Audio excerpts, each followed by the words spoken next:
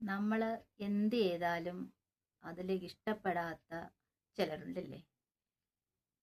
സൈക്കോളജിയിൽ ഒരുപാട് പേരിലാണ് ഇതറിയപ്പെടുന്നത്. അത് എന്തൊക്കെയാണെന്ന് നമുക്ക് നോക്കാം.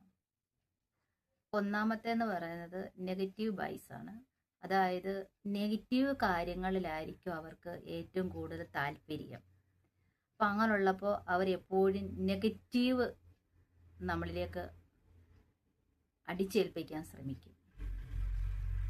സൈക്കോളജിയിൽ ഇത് നെഗറ്റീവ് ബൈസ് എന്നാണ് പറയുന്നത്. രണ്ടാമത്തെ കാര്യം എന്ന് പറയുന്നത് ക്രോണിക് ക്രിറ്റിസിസം.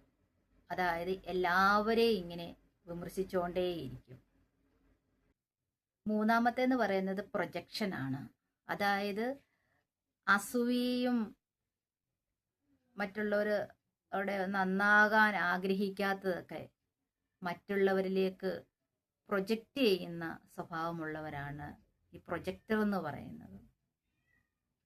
ജലസ്, മറ്റുള്ളവരുടെ വിജയമോ വളർച്ചയോ കണ്ട് അവരോട് അസൂയ തോന്നുകയും വിമർശിക്കുകയും ചെയ്യുന്നവരാണ് ഇങ്ങനെയുള്ളവർ.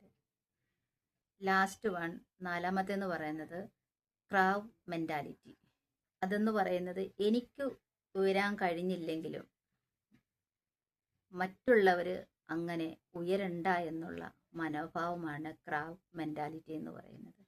ഞാൻ ഈ അടുത്ത സമയത്ത് ഇങ്ങനെ ആലോചിക്കുകയായിരുന്നു, നമ്മൾ എന്ത് ചെയ്താലും അതിൽ ഇഷ്ടപ്പെടാത്തവരാണ് ഈ ലോകത്തിലുള്ളവർ.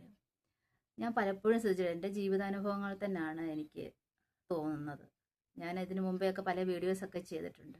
അപ്പം ഞാനവർക്ക് അതൊക്കെ ചെയ്യുന്നതുകൊണ്ടായിരിക്കും ഇവർക്ക് ഇഷ്ടപ്പെടാത്തതെന്ന്.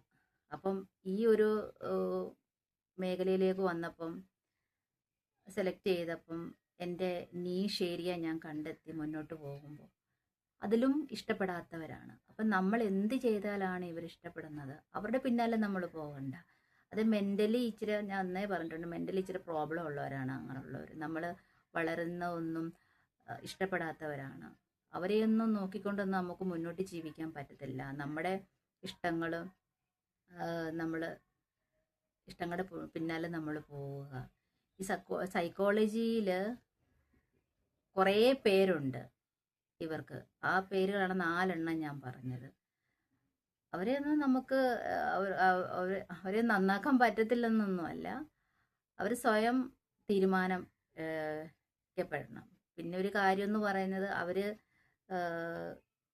ഇങ്ങനൊരു സ്വഭാവം ഉണ്ടാകാൻ കാരണമെന്ന് പറയുന്നത് അവരുടെ ചൈൽഡ്ഹുഡ് എക്സ്പീരിയൻസ് ആണ്. ഇപ്പം നമ്മൾ ഓർക്കും ഈ കാണുന്ന സ്വഭാവങ്ങളൊക്കെ എന്ന് പറയുന്നത് ഇപ്പോൾ ഉണ്ടായ സ്വഭാവങ്ങളല്ല, കുട്ടിക്കാലത്ത് ഉണ്ടായ സ്വഭാവമാണ്.